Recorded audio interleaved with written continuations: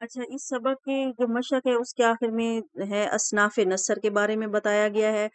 اصناف نثر آج ہم کریں گے، ٹھیک ہے۔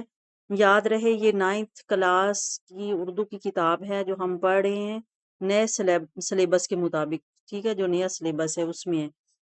اصناف نثر کی معروف اقسام ہیں، اس میں داستان بھی ہے، ناول بھی ہے، ڈرامہ بھی ہے اور افسانہ بھی ہے۔ سیرت نگاری، سوانح عمری، خود نویس، خاکہ، سفر نامہ، مکتوب نگاری اور مضمون نویسی وغیرہ شامل ہیں، ٹھیک ہے۔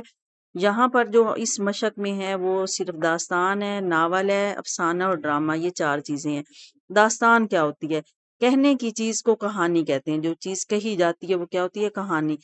کہانی کا مترادف، اب مترادف الفاظ میں نے وہ ہوتے ہیں جن کا ایک جیسے ہوتے ہیں یا جن کا ایک ہی مطلب ہوتا ہے، ٹھیک ہے۔ تو کہانی کا مترادف کیا ہے؟ لفظ قصہ یا حکایت ہے، ٹھیک ہے۔ اور داستان جو ہوتی ہے وہ قصے کہانی کی قدیم ترین قسم ہے، ٹھیک ہے۔ کسی زمانے میں قصہ خوانی یا داستان گوئی باضابطہ ایک فن ہوا کرتا تھا جو عربی اور فارسی میں منتقل ہوا۔ بڑے بڑے شہروں میں داستان سننے سنانے کے لیے باقاعدہ جگہیں اور وقت مقرر ہوا کرتے تھے جہاں لوگ کشاں کشاں آتے اور بڑے انہماک سے داستان سنتے تھے۔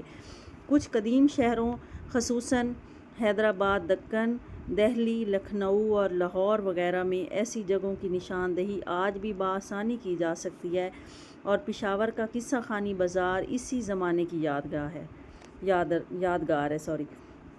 کون سا پشاور کا بازار؟ قصہ خوانی بازار، ٹھیک ہے۔ تو اردو میں داستان نویسی اور داستان گوئی کا سکہ تقریباً 1 صدی تک قائم رہا، مگر انگریزی زبان و ادب کے فروغ نے ہمیں داستان سے بیگانہ کر دیا اور ایک نئی صنف نثر کو متعارف کروایا جسے اب ناول کہتے ہیں، ٹھیک ہے۔ یہ ذہن میں رکھنا ہے، داستان کیا ہے؟ قصہ جو کہانی ہے اس کی پرانی قدیم ترین قسم ہے۔ اور یہ بھی یاد رکھیں کہ لوگ پہلے جگہ بھی مقرر تھیں اور وقت بھی مقرر ہوتا تھا، اور پشاور کا جو قصہ خوانی بازار ہے وہ بھی اسی زمانے کی یادگار ہے، ٹھیک ہے۔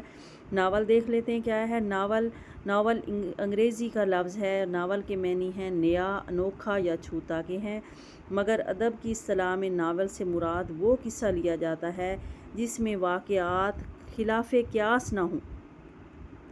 داستان کے برعکس ناول کی بنیاد حقیقت اور فطرت پر اٹھائی جاتی ہے۔ داستان کے برعکس یعنی داستان میں حقیقت اور فطرت کے برعکس، ٹھیک ہے، اور فرضی خیالات، مافوق الفطرت باتوں سے اجتناب کیا جاتا ہے، یعنی بچا جاتا ہے۔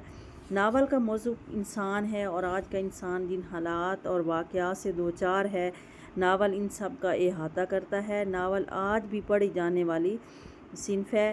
تقریباً سبھی نقادان ادب، ٹھیک ہے، ادب کے جتنے بھی نقاد ہیں، تنقید نگار ہیں، ڈپٹی نذیر احمد، ٹھیک ہے، 1830 سے 1912 تک ان کا زمانہ ہے، کو اردو کا پہلا ناول نگار تسلیم کرتے ہیں، ٹھیک ہے۔ سبھی نقاد یعنی سبھی تنقید نگار جو ہیں وہ ڈپٹی نذیر احمد کو پہلا ناول نگار تسلیم کرتے ہیں۔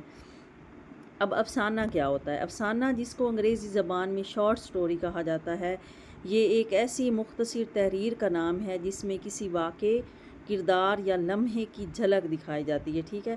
اردو زبان میں افسانہ انگریزی ادب کے اثر سے آیا۔ مغربی زبانوں میں افسانے سے پہلے طویل قصے جو تھے وہ اور ناول لکھنے کا رواج تھا، مگر جوں جوں انسان عدیم الفرصت ہوتا گیا تو کسی ایسی صنف ادب کی ضرورت محسوس ہوئی جو کم سے کم وقت میں پڑھنے والے کو مسرت تسکین کے لمحات میسر کر سکے، چنانچہ افسانہ لکھا جانے لگا۔ شامل کتاب میں غلام عباس کی تحریر کتبہ بھی ایک افسانہ ہے، یعنی یہ جو ہم سبق پڑھ رہے ہیں یہ کون سا ہے؟ یہ ایک افسانہ ہے۔ اس کتبہ اس کی مشق میں یہ ساری ڈیٹیلز دی گئی ہیں، افسانہ کی بھی اور ناول کی بھی اور ڈرامہ کی بھی، ٹھیک ہے۔ اس کے بعد ہے یہ ڈرامہ۔ اب ہم نے یہ دیکھنا ہے کہ ڈرامہ کیا ہوتا ہے۔ ڈرامہ انگریزی زبان کا لفظ ہے جس کے معنی ہیں عمل کر کے دکھانا۔ ڈرامہ ادب کی وہ نثری صنف ہے جس میں مکمل کہانی ہوتی ہے اور جسے کرداروں کی حرکات اور سکنات اور مکالموں کے ذریعے سٹیج پر پیش کیا جاتا ہے۔ عام طور پر ڈرامے 2 طرح کے ہوتے ہیں، المیہ اور تربیہ۔ المیہ ڈراموں میں المناک صورتحال جبکہ تربیہ ڈراموں میں خوشگوار ماحول دکھایا جاتا ہے۔ اردو ڈرامے کی تاریخ میں آغا حشر کاشمیری کا نام سنگ میل کی حیثیت رکھتا ہے۔ آج کل ٹیلی ڈراموں کو بڑے شوق سے دیکھا جاتا ہے۔ تو یہ تھے ہمارے داستان کیا ہوتی ہے، ناول کیا ہوتا ہے، افسانہ کیا ہوتا ہے اور ڈرامہ کیا ہوتا ہے۔